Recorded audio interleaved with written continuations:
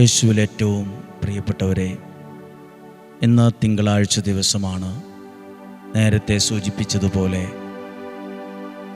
ഇന്നു മുതലുള്ള 7 ദിവസങ്ങൾ ഉപവാസത്തോടെയുള്ള പ്രാർത്ഥനയാണ്. നിങ്ങൾക്കും ഈ ഒരു ഉപവാസ പ്രാർത്ഥനയിൽ നിങ്ങളുടെ ആരോഗ്യം, ശരീരം, സാഹചര്യം എന്നിവയ്ക്കൊക്കെ അനുസരിച്ച് പറ്റുന്ന പോലെ നിങ്ങൾക്കും സഹകരിച്ച് പ്രാർത്ഥിക്കാം.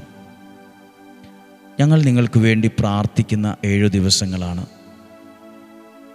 ഈ പ്രാർത്ഥനയുടെ ഒരു ഉദ്ദേശം ഡെയിലി ബ്ലെസ്സിങ്ങും നിയോഗ പ്രാർത്ഥനയും തുടങ്ങിയ അന്നു മുതൽ പങ്കെടുത്ത് പ്രാർത്ഥിക്കുന്ന ഓരോ കുടുംബങ്ങൾക്കും, ഓരോ വ്യക്തികൾക്കും, ഇത് അയച്ചു കൊടുത്തവർ, ഷെയർ ചെയ്തവർ, പ്രാർത്ഥനയിൽ പങ്കെടുത്ത് ഒരു കുടുംബം പോലെ നിന്ന ലക്ഷക്കണക്കിന് ആളുകളുണ്ട്. അവർക്കെല്ലാം വേണ്ടി പ്രാർത്ഥിക്കുകയാണ്. ആരെങ്കിലും ഈ ദിവസങ്ങളിലെ പ്രാർത്ഥനയിൽ ഒക്കെ വിട്ടുപോയിട്ടുണ്ടെങ്കിൽ അവരെല്ലാം ഓർത്ത് പ്രാർത്ഥിക്കുന്ന ദിവസമാണ്. കുറേ നാളായി ഈ വചനമൊക്കെ കേൾക്കാൻ തുടങ്ങിയിട്ട് എൻ്റെ ജീവിതത്തിലൊരു അനുഗ്രഹം ഉണ്ടായില്ലല്ലോ, എൻ്റെ പ്രാർത്ഥനയ്ക്കൊരു മറുപടിയും കിട്ടിയില്ലല്ലോ, അങ്ങനെ വിഷമിക്കുന്നവരുണ്ടാകും, പരാതി പറയുന്നവരുണ്ടാകും. അവർക്കെല്ലാം വേണ്ടി ഉപവാസമെടുത്ത് പ്രാർത്ഥിക്കുവാണ്. രണ്ടാമത്തെ നിയോഗം, സ്കൂൾ തുറക്കുന്നതിന് മുമ്പ് കുട്ടികൾ 1-ാം ക്ലാസ്, LKG, നഴ്സറി തൊട്ട് സ്കൂളിലേക്ക് പോകുന്ന എല്ലാ കുഞ്ഞുങ്ങൾക്കും വേണ്ടി പ്രാർത്ഥിച്ച് ഒരുങ്ങുവാണ്.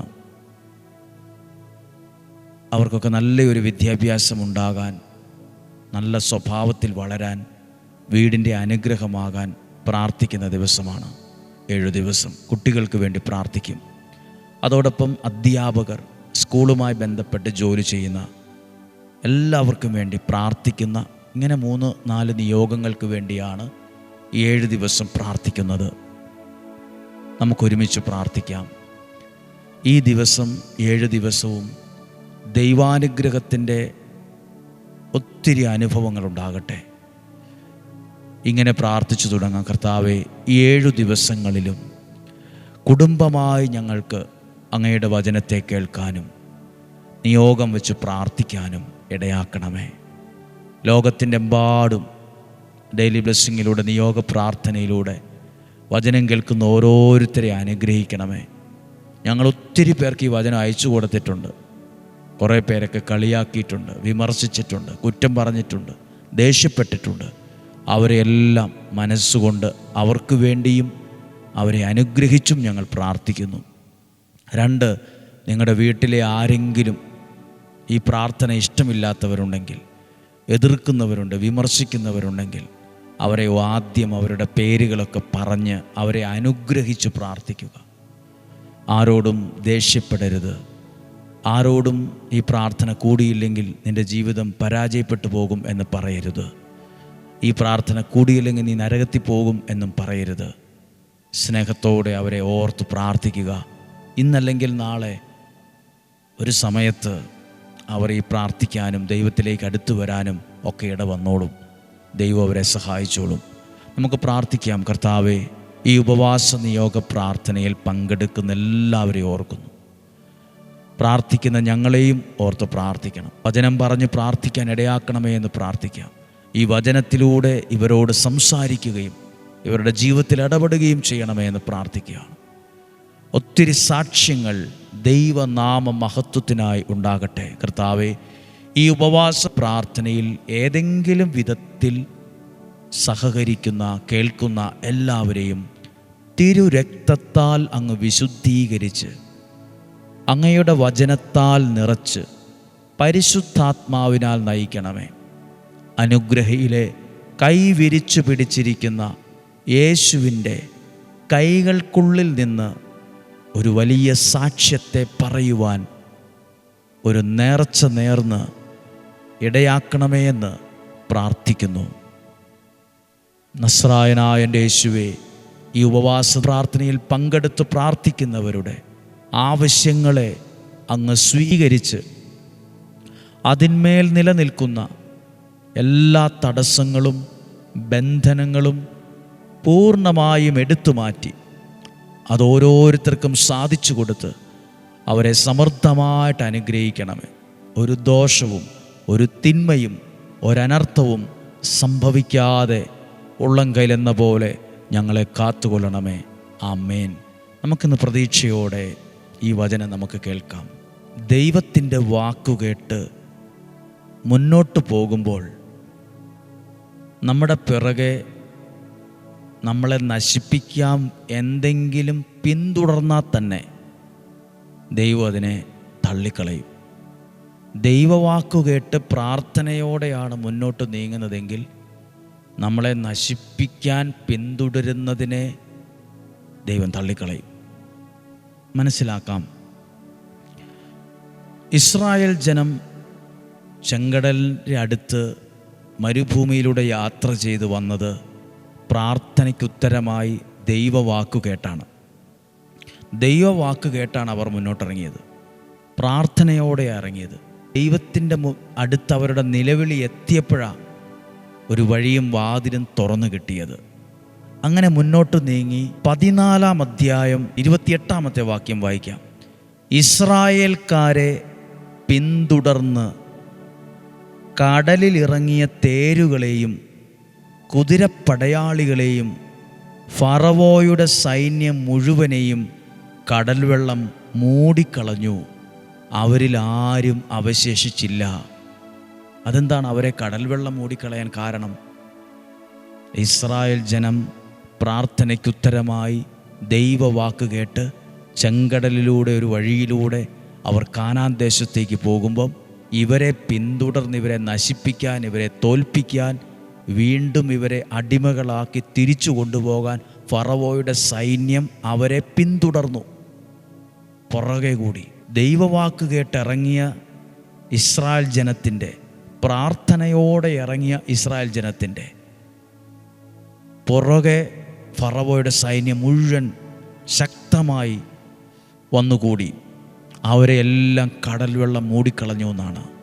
അതിന് താഴെ എഴുതിയിട്ടുണ്ട്, അവരിൽ ആരും അവശേഷിച്ചില്ല. അവരെ പിന്തുടർന്നത് മുഴുവൻ കടല് മായ്ച്ചു കളഞ്ഞു. അവരെ എല്ലാ ശക്തികളെ, അവരുടെ ബലവും അവരുടെ കഴിവും ശക്തി എല്ലാം കടൽ മായ്ച്ചു കളഞ്ഞു. ഇത് പറയുന്നത് ദൈവവാക്കുകേട്ട് പ്രാർത്ഥനയോടെ ഇറങ്ങുന്ന ഒരാളുടെ ഒരു ജീവിതത്തിൻ്റെ പിറകെ എത്ര വലിയ ദുഷ്ടശക്തി പുറകെ വന്നാലും ദൈവം അത് കൈകാര്യം ചെയ്യും. ദൈവം അതിനകത്ത് ഇടപെടും. ഇപ്പോൾ ഈ ഉപവാസ പ്രാർത്ഥനയൊക്കെ നടത്തുന്നതും അതാണ്. പിള്ളേരൊക്കെ സ്കൂളിലേക്ക് പോവുകയാണ്. ആയിരക്കണക്കിന് 10,000-കണക്കിന് കുഞ്ഞുങ്ങൾ സ്കൂള് തുറക്കുമ്പോൾ സ്കൂളിലേക്ക് പോകും.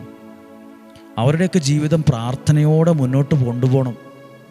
ഇല്ലെങ്കിൽ അവരെ പിന്തുടരുന്ന ചീത്ത കൂട്ടുകാർ, തെറ്റായ ബന്ധങ്ങൾ, അല്ലെങ്കിൽ തകർത്ത് കുഴിയിൽ ഇടുന്ന തരത്തിലുള്ള മോശപ്പെട്ട കാര്യങ്ങൾ എല്ലാം ലോകത്തിൻ്റേതായ പലതും അവരെ പിന്തുടരും. മാതാപിതാക്കൾക്ക് ഭയമുണ്ട്, എൻ്റെ പിള്ളേർ നഷ്ടപ്പെട്ടു പോകുമോ, ചീത്ത കൂട്ടുകാരോട് കൂട്ടുകൂടി നഷ്ടപ്പെട്ടു പോകുമോ, നശിച്ചു പോകുമോ, ഭയങ്കര ഉത്കണ്ഠയും ആകുലതയുണ്ട്. ദൈവത്തിൻ്റെ വാക്ക് കേട്ടും പ്രാർത്ഥിച്ചുമൊക്കെ ഇറങ്ങുമ്പം എന്തെല്ലാം ശക്തിയുള്ളത് പിന്തുടർന്നാലും അതിനെയൊക്കെ ദൈവം തച്ചുടച്ച് അല്ലെങ്കിൽ അതിനെ മാറ്റിക്കളയും. ഇസ്രായേൽക്കാർക്ക് പ്രാർത്ഥനയോടെ ദൈവവിചാരത്തോടെ ഇറങ്ങിയവർ എന്ത് സംഭവിച്ചു എന്ന് എഴുതിയിട്ടുണ്ട്.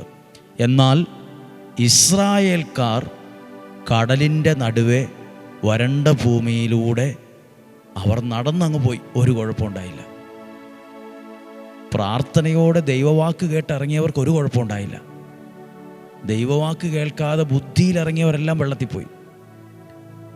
അവരെ കടൽ മൂടിക്കളഞ്ഞു എന്നാണ്. പ്രിയപ്പെട്ടവരെ, പ്രാർത്ഥനയോടെ ഇറങ്ങുന്നതിന്, ഉപവസിച്ചും പ്രാർത്ഥിച്ചുമൊക്കെ ഇറങ്ങുന്നതിന് പ്രത്യേകതയുണ്ട്.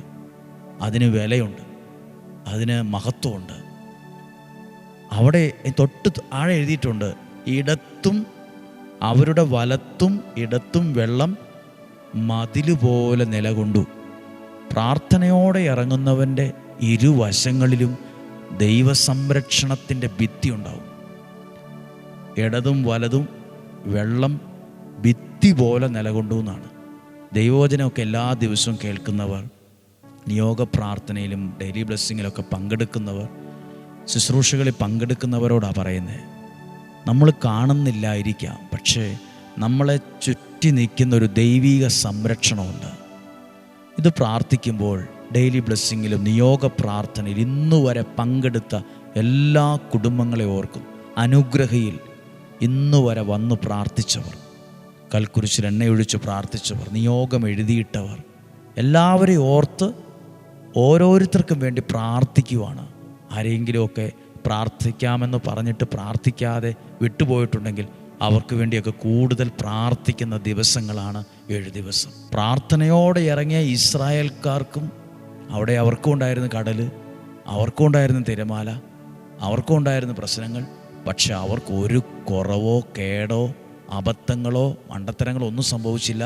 അവർ കാനാൻ ദേശത്തെത്തി. എന്നാൽ ഒരു പ്രാർത്ഥനയില്ലാതെ ബുദ്ധി കൊണ്ടും ശക്തി കൊണ്ടും സ്വാധീനം കൊണ്ടും ഇറങ്ങി പുറപ്പെട്ട് എല്ലാം നേടിയെടുക്കാം, ഇപ്പം കൈക്കൽ എല്ലാം കയ്യിൽ ഒതുക്കാം, തിരിച്ചു കൊണ്ടുപോകാം എന്ന വ്യാമോഹത്തോടെ ഇറങ്ങിയ പലതുമാണ് ഒന്നും അല്ലാണ്ട് പാതി വഴിക്കെല്ലാം നിന്നു പോകേണ്ടി വന്നത്, കടൽ വെള്ളം മൂടിക്കളഞ്ഞത്. എന്തിനാണ് ഉപവസിച്ചും പ്രാർത്ഥിച്ചുമൊക്കെ ഓരോ കാര്യങ്ങളും തുടങ്ങണമെന്ന് പറയുന്നത്? അത് ലക്ഷ്യത്തിലെത്തും. അതിനെ ഒന്നും മൂടിക്കളയില്ല. അതിനെ എന്തെങ്കിലുമൊക്കെ പിന്തുടർന്നാലും, നശിപ്പിക്കാനോ തോപ്പിക്കാനോ പിന്തുടർന്നാലും അതിനെ ദൈവം കൈകാര്യം ചെയ്തോളും. ദൈവത്തിൻ്റെ കരം അവർക്ക് വേണ്ടി പ്രവർത്തിച്ചോളും. നമ്മളെ സേഫായി പ്രാർത്ഥനയോട് ദൈവവാക്ക് കേട്ട് ഇറങ്ങുന്നവനെ എപ്പോഴും സേഫായിരിക്കും. പ്രാർത്ഥനയോടും ദൈവവാക്ക് കേട്ട് ഇറങ്ങുന്നവനും എപ്പോഴും സുരക്ഷിതനായിരിക്കും. അവനെ പൊതിഞ്ഞു പിടിക്കുന്ന ഒരു ദൈവമുണ്ട്, അവനെ കൊണ്ടു നടക്കുന്ന ഒരു ദൈവമുണ്ട്, അവനെ പരിപാലിക്കുന്ന ഒരു ദൈവ സാന്നിധ്യമുണ്ട്. ഇന്ന് പ്രത്യേകം പ്രാർത്ഥിക്കുക. 7 ദിവസത്തെ പ്രാർത്ഥനയാണ്. ദൈവം നിങ്ങളെ സമർത്ഥമായിട്ട് അനുഗ്രഹിക്കട്ടെ. ദൈവം നിങ്ങളെ സഹായിക്കട്ടെ. ഇതിൽ പങ്കെടുക്കുന്ന എല്ലാവരെയും ഓർക്കുവാണ്. ഒരുപക്ഷെ നിങ്ങൾ ഈ ഉപവാസ പ്രാർത്ഥനയിൽ പങ്കെടുക്കുമ്പോൾ അയ്യോ എനിക്ക് ഭക്ഷണമൊന്നും ഒഴിവാക്കാൻ പറ്റില്ല, വേണ്ട, നിങ്ങൾക്ക് പറ്റുന്നതുപോലെ മതി.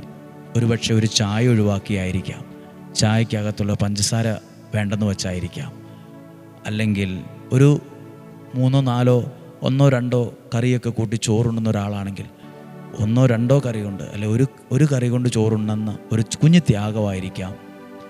ഏതെങ്കിലും വിധത്തിലായിരിക്കാം നിങ്ങൾ ഈ ഉപവാസ പ്രാർത്ഥനയിൽ പങ്കെടുക്കുന്നത്. പറ്റും പോലെയൊക്കെ മതി, നിർബന്ധത്തോടെ വേണ്ട, നിങ്ങളെക്കൊണ്ട് കഴിയുന്നത് പോലെ മതി. ഒരു ഭാരമായി ഇതിനെ കാണണ്ട. നമ്മൾ ദൈവസന്നിധിയിൽ എടുക്കുന്ന ചെറിയ ത്യാഗത്തിന് പോലും ദൈവസന്നിധിയിൽ വലിയ വിലയുണ്ട്. അത് മനസ്സിലിരിക്കട്ടെ. പറ്റുന്നത് പോലെ മതി. ആരോഗ്യവും സാഹചര്യവും വീടിൻ്റെ കാര്യവും ഒക്കെ നോക്കി പറ്റുന്നത് പോലെ പ്രാർത്ഥിക്കുക. ഇപ്പോൾ നിങ്ങൾക്ക് വേണ്ടി വചനത്തിലൂടെ പ്രാർത്ഥിക്കുമ്പോൾ ദൈവം നിങ്ങളെ സമർത്ഥമായിട്ട് അനുഗ്രഹിക്കും. ഈ പ്രാർത്ഥന വെറുതെയാകില്ല. ഈ പ്രാർത്ഥന ഒരു ഗുണത്തിന് കാരണമാവും, ഒരു നന്മയ്ക്ക് കാരണമാവും, മറ്റൊരു അനുഗ്രഹത്തിന് തുടക്കമിടാൻ കാരണമാവും. നമുക്കൊരുമിച്ച് ഈശോയുടെ ആശീർവാദം സ്വീകരിക്കാം. കർത്താവേ, ഈ ഉപവാസ നിയോഗ പ്രാർത്ഥനയിൽ ഞങ്ങൾ കേട്ട വചനമാണ്. ദൈവവാക്ക് കേട്ട് ഇറങ്ങി പുറപ്പെട്ട ഇസ്രായേൽ ജനം അവർ തോറ്റുപോയില്ല. അവർ ലക്ഷ്യത്തിലെത്തി. കടൽ വെള്ളം മതിൽ പോലെ അവർക്ക് വേണ്ടി നിലകൊണ്ടു. എന്നാൽ ഒരു പ്രാർത്ഥനയില്ല, ദൈവവാക്കുമില്ല, ദൈവവചനവും കേൾക്കാതെ സ്വന്തം ശക്തിയിലും ബുദ്ധിയിലും ഇറങ്ങിയവർ അവരെ കടൽ വെള്ളം മൂടിക്കളഞ്ഞു എന്നാണ്. ദൈവവാക്ക് കേട്ട് ഇറങ്ങിയവരെ പിന്തുടർന്നവരെ ദൈവം മൂടിക്കളഞ്ഞു എന്നാണ്. എല്ലാ പ്രാർത്ഥനകളും ഓർത്ത് ദൈവവാക്ക് കേട്ട് ഇറങ്ങുന്നവർ അനുഗ്രഹമാവും. വിവിധ രാജ്യങ്ങളിൽ നിങ്ങളുടെ മക്കളുണ്ട്, ഒത്തിരി രാജ്യങ്ങളിലെത്തിയവർ. അവിടെ അവർക്ക് ചില കഷ്ടപ്പാടുകളും, ജോലി കിട്ടിയിട്ടില്ല, PR കിട്ടിയില്ല, വിസ ശരിയായിട്ടില്ല. പ്രാർത്ഥിച്ചോ. ദൈവമാണ് നിങ്ങളുടെ കരം പിടിച്ചത്. തിരിച്ചു വരേണ്ടി വരില്ല. അത് നിങ്ങളുടെ കുടുംബത്തിന് ഒരു നന്മയ്ക്ക് കാരണമാവും. നിങ്ങളവിടെ എത്തിയത് നിങ്ങളൊരു ബ്ലെസ്സിങ് ആയിട്ട് മാറും. നിങ്ങളിലൂടെ നിങ്ങളുടെ വീട് അനുഗ്രഹിക്കപ്പെടണം. നമ്മുടെ കർത്താവ് ഈശോ മിശിഹായുടെ കൃപയും പിതാവായ ദൈവത്തിൻ്റെ സ്നേഹവും പരിശുദ്ധാത്മാവിൻ്റെ സഹവാസവും കൂടെ ഉണ്ടായിരിക്കട്ടെ. രോഗങ്ങൾ, അപകടങ്ങൾ, ദുർമരണങ്ങൾ, ആപത്തനർത്ഥങ്ങൾ മാറിപ്പോകട്ടെ. ദീർഘായുസ്സും ആരോഗ്യവും സന്തോഷവും സമാധാനവും തരട്ടെ. കുടുംബ അനുഗ്രഹമാകട്ടെ.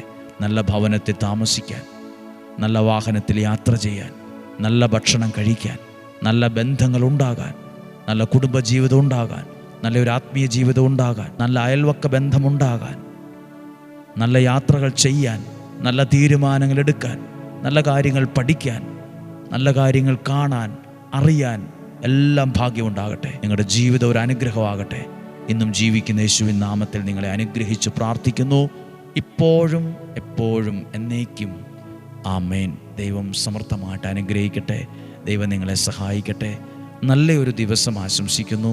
ഈ ഉപവാസ പ്രാർത്ഥന എല്ലാവർക്കും പരസ്പരം അയച്ചു കൊടുക്കണം. സാധ്യമായ എല്ലാവരോടും പറയണം. നിങ്ങൾക്ക് വേണ്ടി പ്രാർത്ഥിക്കുന്ന ദിനങ്ങളാണ്. ആ പ്രാർത്ഥന നിങ്ങൾക്ക് അനുഗ്രഹമാകട്ടെ. നാളെ ചൊവ്വാഴ്ച രാവിലെ 5:30 ഒരുമിച്ച് കാണണം. ഒരുമിച്ച് കാണുന്നതുവരെ സ്വർഗത്തിലെ ദൈവം എന്നെയും നിങ്ങളെയും പരിപാലിക്കട്ടെ. ആമേൻ.